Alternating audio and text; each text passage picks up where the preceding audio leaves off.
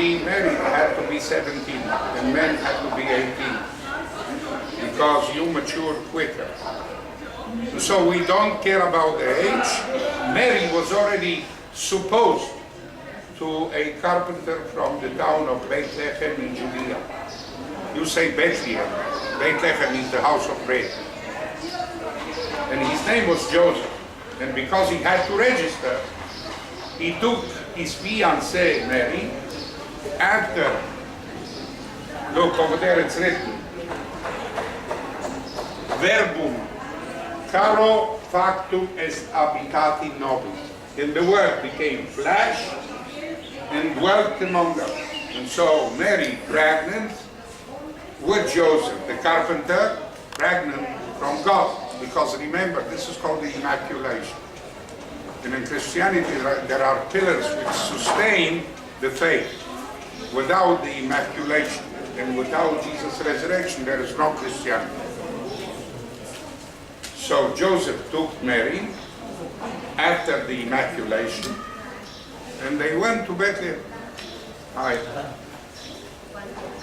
And so the boy was born, Emmanuel was born in Bethlehem.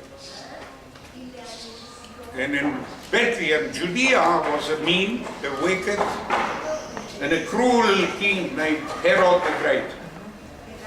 And Herod was fed with false information about the function of the born boy.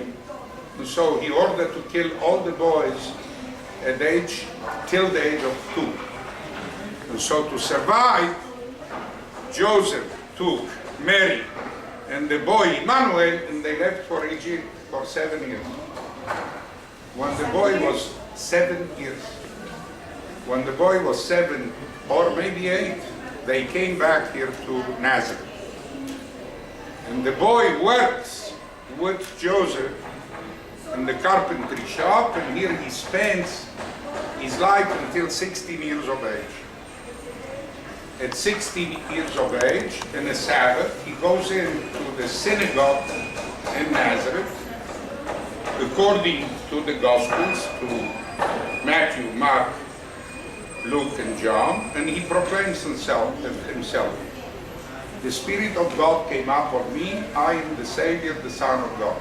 And the bad Nazarene say, isn't that the son of Joseph and Mary? And because they wanted to put him to a test, they brought him to the cliff, and they said, if you are Son of God, jump down, nothing will happen to you. They were ready to push him off the cliff. But he passed through the mob, and he disappeared until the age of 30. When he was 30 years old, you must read Mark 21. When he was 30 years old, he returns to Nazareth. And he chooses in this area the disciples. He performs the miracles. He goes to live in Capernaum, which you will see, in the house of Simon the fisherman's mother-in-law. You hear me? And at the age of 33, from Capernaum, he goes to Jerusalem, where he was betrayed, arrested. I'm sorry, we cannot say in American English, he was booked. There's nothing like that. He was arrested, he was tried, condemned, flagellated, crucified and redeemed from the dead. And because the majority of his lifetime he lived here, he's known as Jesus of Nazareth. So he was Jewish, and the first who witnessed these events were Jews.